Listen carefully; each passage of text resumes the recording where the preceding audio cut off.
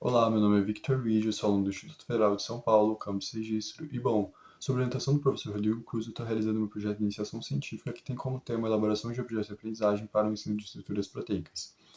Bom, mas o que seriam os objetos de aprendizagem? Os objetos de aprendizagem são basicamente recursos educacionais que visam auxiliar na orientação, ensino e aprendizagem dos estudantes.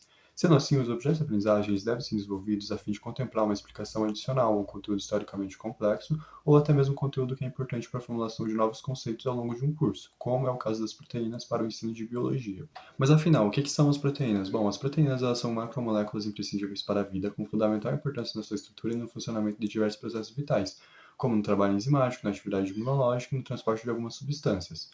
Então, assim, as proteínas elas vão acabar sendo constituídas através de 20 aminoácidos existentes na natureza, e a diversidade entre elas vai ocorrer através das combinações infinitas que esses aminoácidos podem realizar entre si através das ligações peptídicas. Tudo cabe ressaltar ainda que, apesar da diversidade de funções existente entre as proteínas, elas acabam desempenhando um fator em comum, que no caso é a sua função ela está relacionada ao seu formato, sobretudo a sua estrutura terciária, ou seja, a sua tridimensionalidade.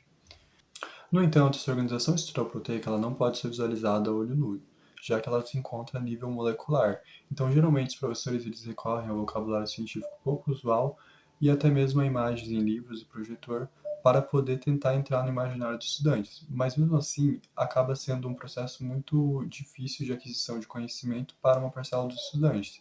Portanto, utilizando a impressora 3D, buscou-se elaborar um objeto de aprendizagem físico que visa simular os aminoácidos, sendo assim auxiliando e reduzindo as dificuldades dos estudantes no que concerne às representações e conceitos moleculares das proteínas.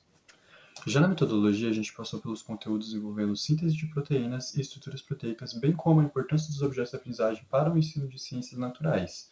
Logo após, a gente buscou realizar a impressão das peças. Sendo assim, antes de mandar para a máquina imprimir realmente, a gente teve que fazer alguns ajustes nessas peças através do programa Cura Ultimaker.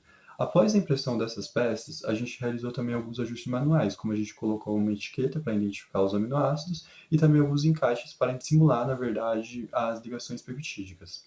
Sendo assim, quando as peças já estavam prontas, elas passaram por uma avaliação, por uma atividade orientada com estudantes voluntários.